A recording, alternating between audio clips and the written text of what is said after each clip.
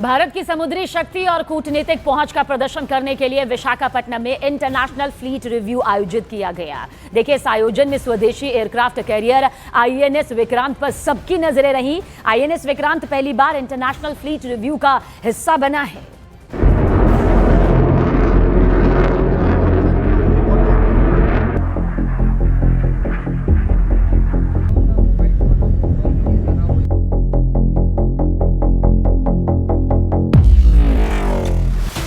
ये समंदर में भारत की नौसेना की ललकार है।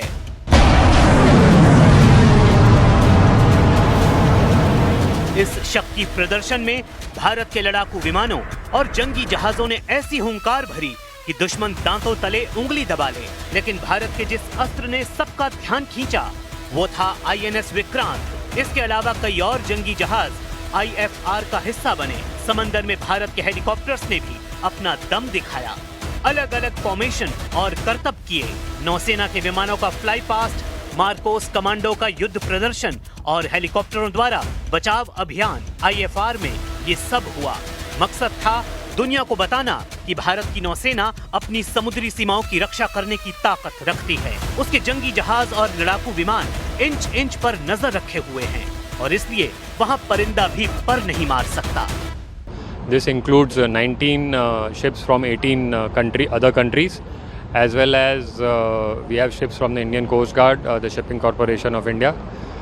If we were to talk about the scale and the specifics, this has the maiden participation of the indigenous aircraft carrier INS Vikrant in India's fleet review.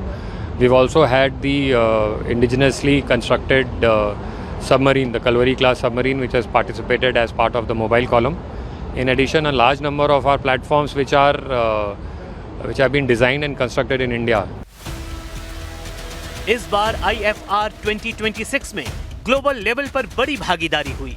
Europe, Africa और America सहित 50 से ज्यादा देशों के नौसेना प्रमुख और सीनियर प्रतिनिधि विशाखापट्टनम पहुंचे, जिनमें फ्रांस, रूस, जापान, ऑस्ट्रेलिया, ब्रिटेन, ब्राजील और सऊदी अरब जैसे देश शामिल हैं। भारत की राष्ट्रपति